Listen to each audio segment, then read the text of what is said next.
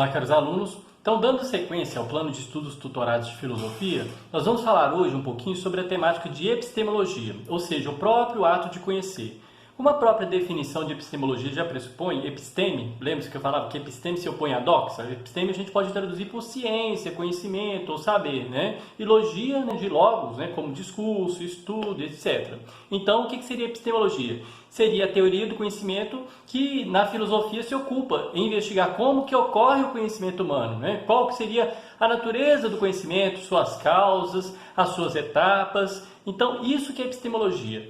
E essa abordagem epistemológica, ela é o cerne de toda a filosofia, apesar de que, na maior parte das vezes, a filosofia ela se utiliza do conhecimento sem se preocupar com as ferramentas para a obtenção do conhecimento. Só para dar um exemplo simples disso que eu estou falando. Se eu pego um martelo, eu geralmente, quando preciso pregar um prego na parede, eu pego o martelo. Eu uso o martelo, mas nunca me preocupo com o material de que é feito o martelo. Se o cabo dele é feito de mogno, seja lá de que madeira, ou se o tamanho é grande ou pequeno. A não ser que eu perceba que aquele martelo ele não atende à minha necessidade. Então, se eu vou pregar um prego na parede e aí o martelo, o cabo quebra, ou então ele não resiste ao impacto, aí eu percebo que eu preciso de um martelo maior e mais forte. Então, para pregar um prego grande em uma parede de concreto, eu preciso de um martelo maior, com um cabo mais reforçado, o cabo desse martelo que eu tenho é fraco. Então, eu penso sobre a própria ferramenta.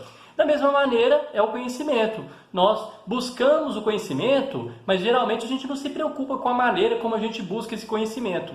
Então, quando você faz epistemologia, você está exatamente preocupado com a ferramenta do conhecimento. Como que você busca esse conhecimento? Como que você o adquire?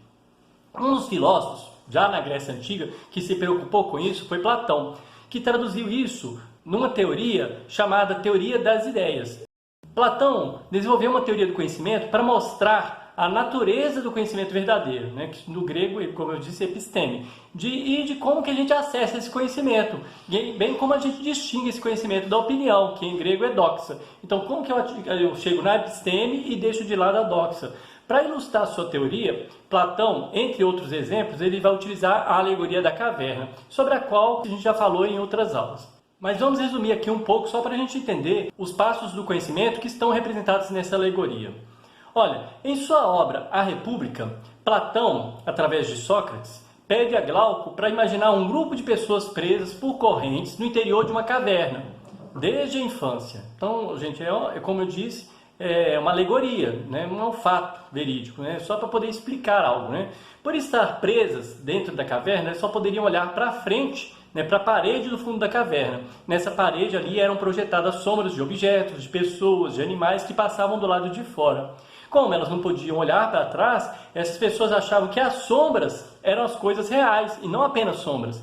Mas uma dessas pessoas consegue se soltar das correntes e sair da caverna. Do lado de fora, ela consegue enxergar a realidade com maior nitidez.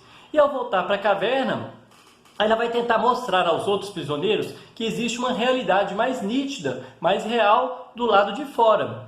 E essa pessoa que saiu da caverna e que volta, ela é questionada, ignorada e até morta, né, na alegoria da caverna.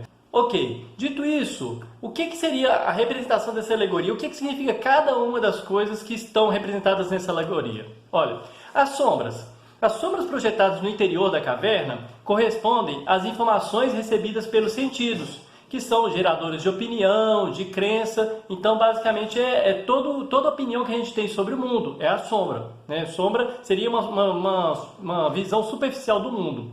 Do lado de fora da caverna, a gente teria uma área que corresponde ao plano do inteligível, né? Ao plano do próprio conhecimento.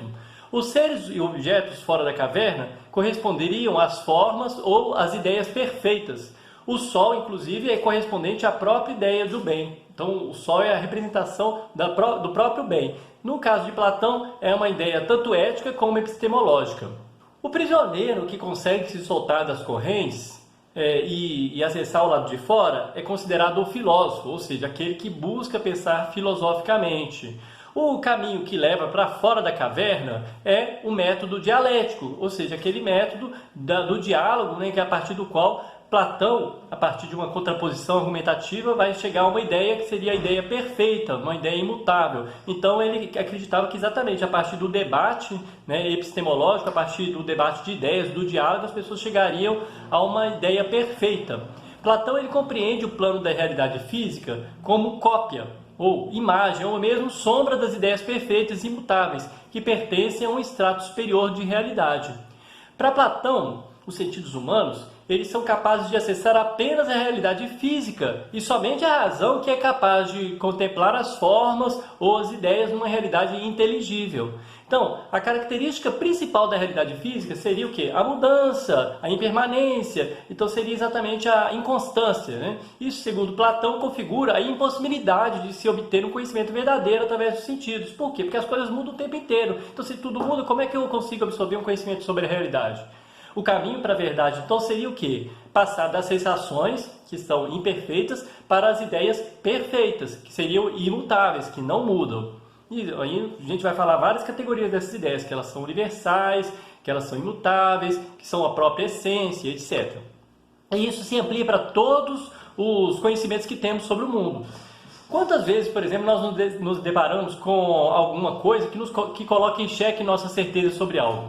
Só para ilustrar aqui, suponhamos um casal de namorados, né? Eles estão apaixonados, não pelo que o outro é, mas pelo que eles enxergam nesse outro, né? Eles não, na verdade, todo mundo que está de fora percebe uma coisa diferente do que a pessoa que está apaixonada enxerga, né?